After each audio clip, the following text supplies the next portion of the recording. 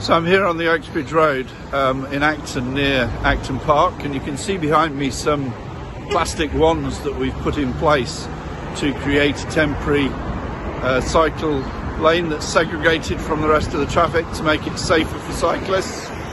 And this is part of our emergency response to COVID-19. We know that there is going to be significantly less capacity on our public transport, our buses and our tubes and our trains as we go forward, and as more people go back to work, when more shops reopen and high school students go back to work on the 15th of June. And also we know that there's significant concern about people spreading the virus if they don't keep to the 2-metre social distancing rule on public transport, such that the government have changed their mind and decided now that it will be compulsory for people to wear face coverings on public transport. Now, the ideal way to resolve this problem is for people to walk or cycle. If those people that previously made their journeys on public transport jump in their cars or try to cram onto public transport, we're going to have two problems. One, the virus is going to keep spreading, and secondly, we're going to exacerbate the air quality problems that we've already had for many years. Nearly 10,000 people die prematurely in London because of poor air quality. Now, one of the silver linings of COVID-19 has been the fact that the air quality has significantly improved with the reduction in cars on our roads.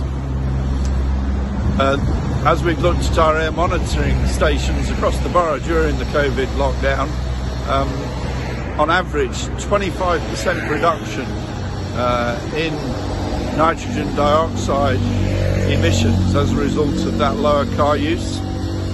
So we're really asking people to replace those public transport journeys with walking and cycling, and we're trying to make it safer for everybody to cycle.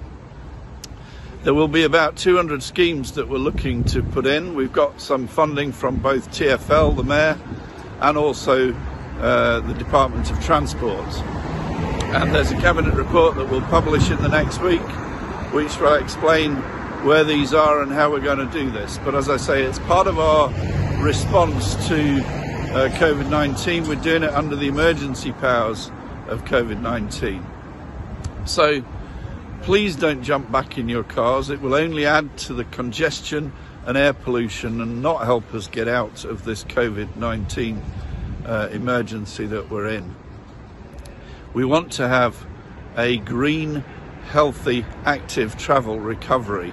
So I'd really urge you to make those journeys, especially short journeys. Over 50% of journeys are actually less than 3 miles. We can walk or cycle.